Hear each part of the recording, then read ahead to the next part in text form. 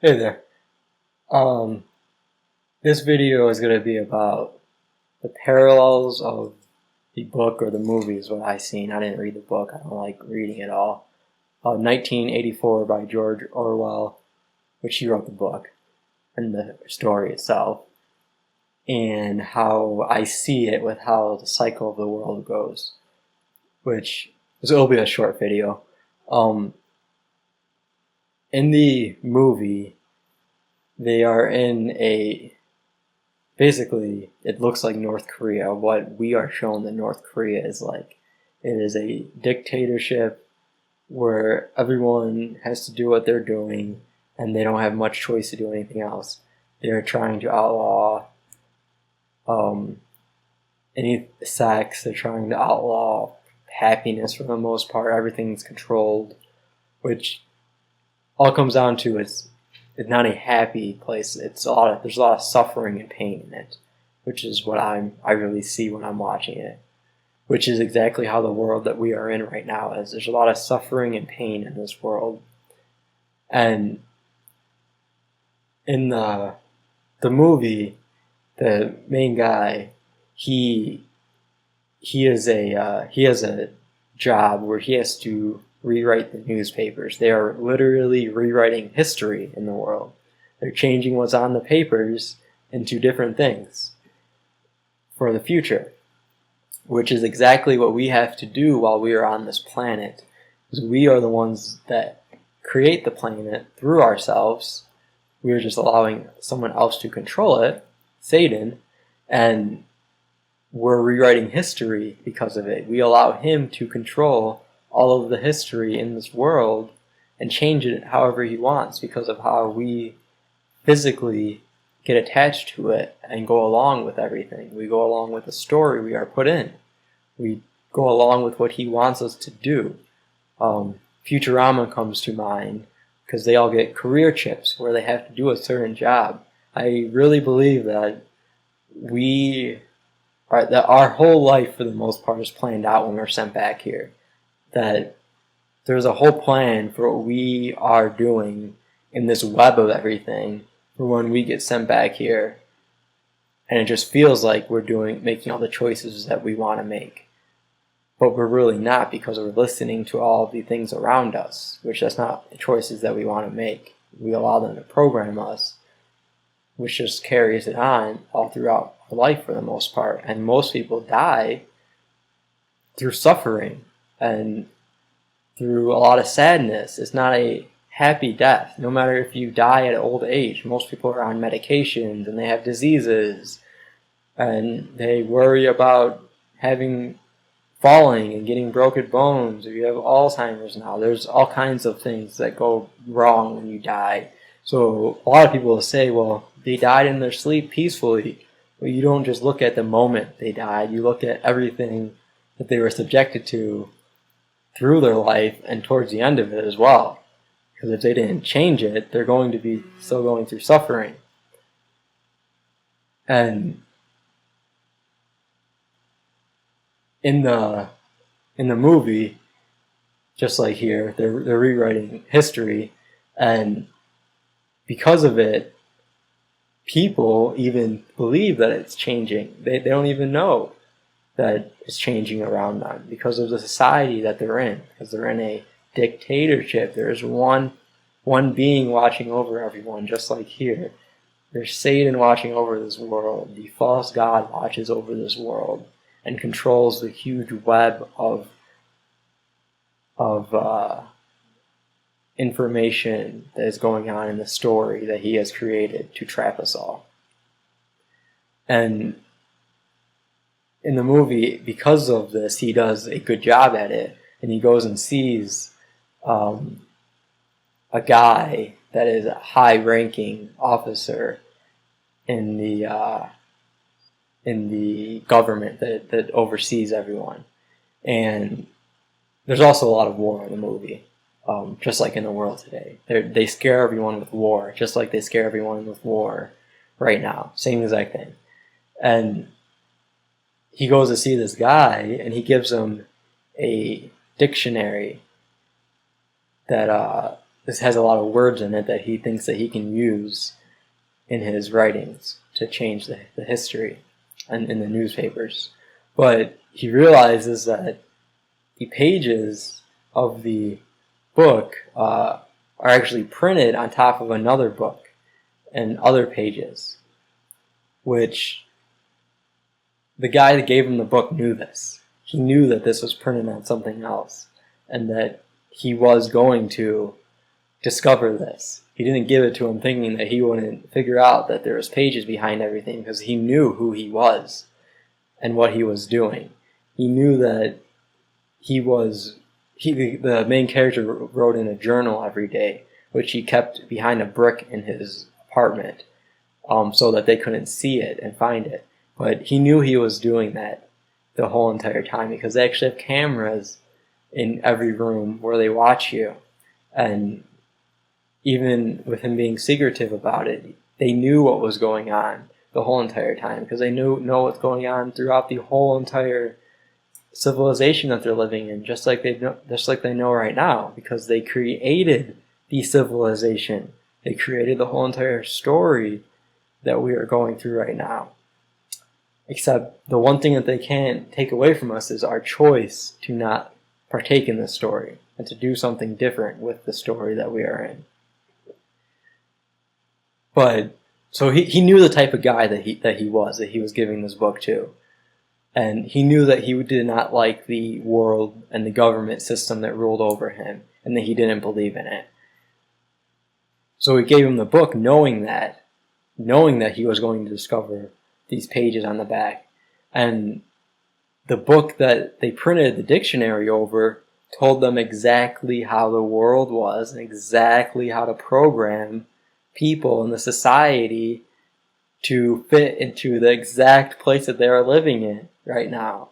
So it completely told him exactly what's going on with everything. And they used this to trap him. Because besides doing that, he was also having sex with a lady in the movie that sex is outlawed. They want to do outlaw orgasms because they didn't want anyone to feel any pleasure at all. So they wanted to outlaw it altogether. And he was he rented a room and was doing it in secretive. And they didn't think that they could see him because they put a picture over the camera that watches over the room. But they were able to see him because they are everywhere. The person he rented the room from, they show in the movie, told on him. Because he uses everyone to be able to see everything. Satan, the overlooker of the world. He can see through any of our bodies because he has created our bodies. And they trap them and separate them and throw them in jail. And they show you at this point the torturing that goes on, which to me this is the cycle that you go through when you die. This is the video that I just made. We'll talk more about it. I just wanted to relate it to the movie in this one. They throw him in jail, and after they make him sit in jail for a while, they bring him to, which they do this with all of the people who are in prison, to re-brainwash them. They say they brainwash them and then shoot him in the head. But that's not really exactly what happens in the movie either. They bring him to a room, which is room 101, which 101, if you think about it, is 2 lines, like prison bars, with the head in the middle.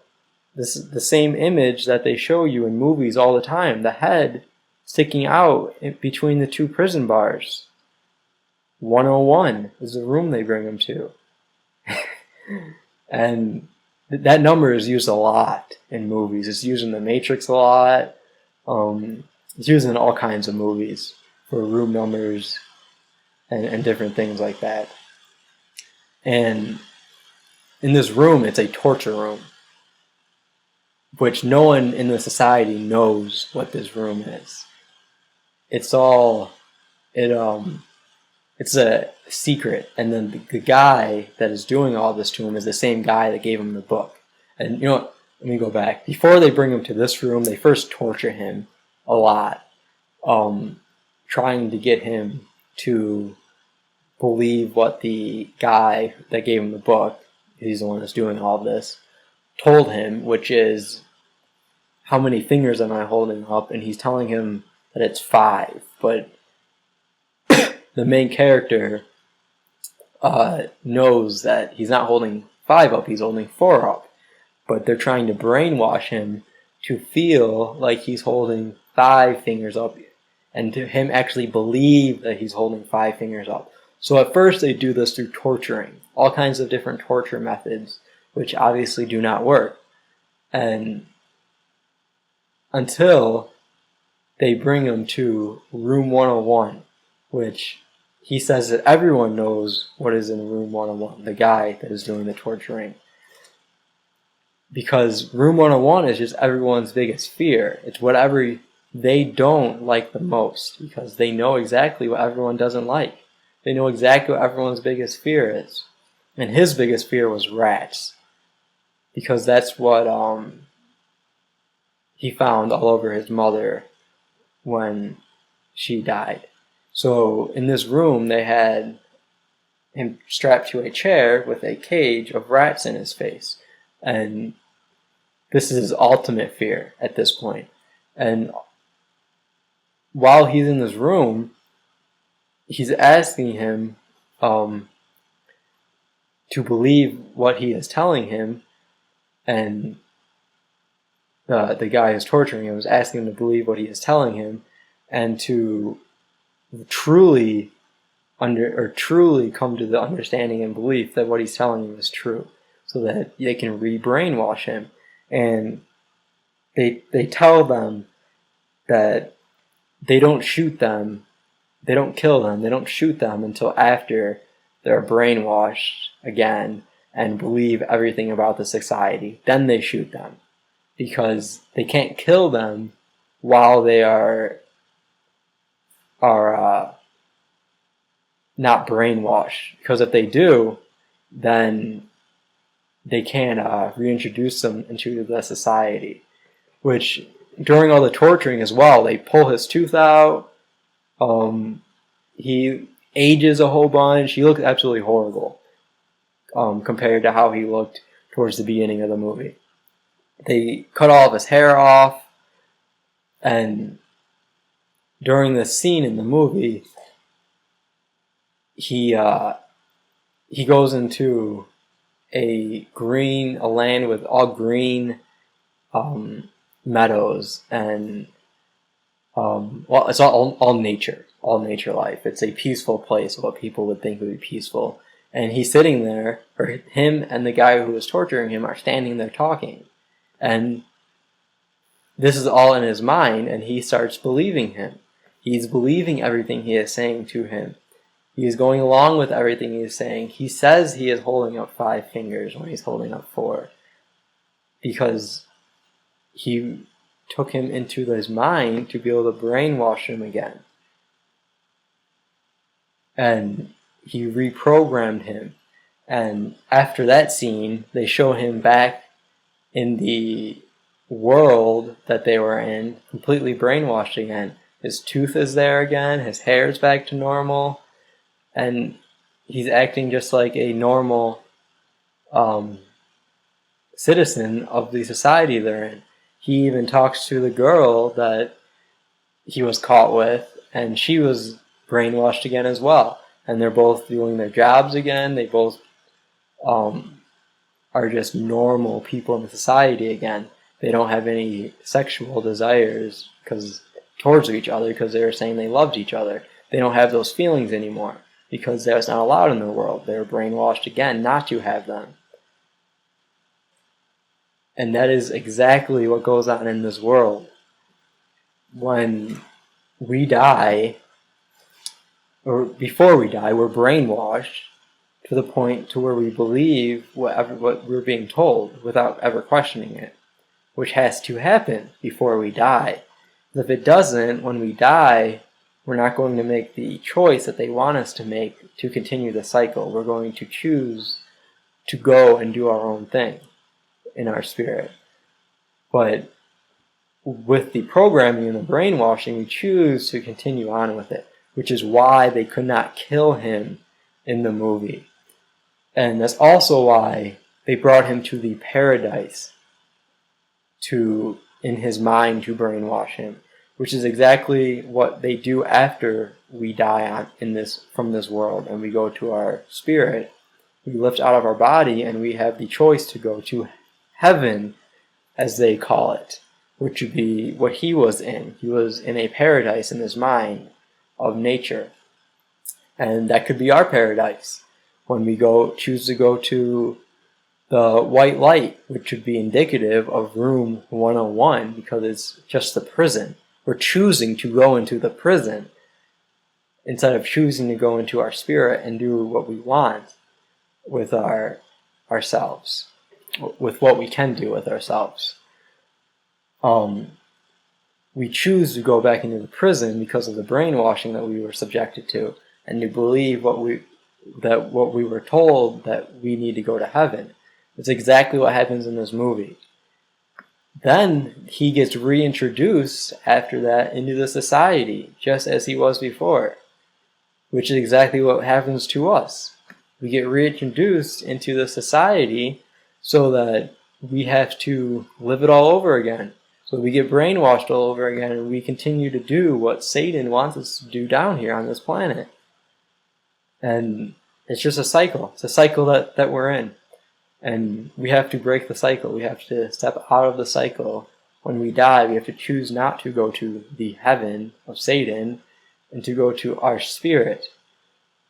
And stay true to ourselves and not listen to the brainwashing and the reaction that we're going to have when we die, because we're told that there's a white light when we die, and that it's calling us to go towards it, that it wants us to come to it, which is exactly what Satan would do.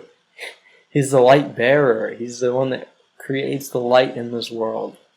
He would put the brightest light we've ever seen out, which would make us feel good because we like the light here. We are taught to like the light, when it's really the darkness that we need to like. We have to look into the darkness to really find ourselves, not the light. The light is what illuminates the world and allows it to exist. The darkness wouldn't allow this world to exist because you couldn't see any of it. That's all I pretty much wanted to say in this video. If you want to know more about the cycle of everything, I just made another video that talks about that specifically. I just wanted to show the parallels between the cycle that they have in 1984 and the cycle that goes on in this world at the end. I mean, there's way more in that movie than what I'm sharing with you that is completely what goes on in the society right now and how it works. And I'm sure it's even more detailed in the book, because books are always more detailed than the movie. But with the movie, they actually are showing you the imagery that they want to show you to get the point across even faster. And I believe that movies are more powerful when it comes to programming people than books are. But the book will probably tell you more of the truth if you can read between the lines than the movies will. If you have any questions, leave them in the comments. And have a good night.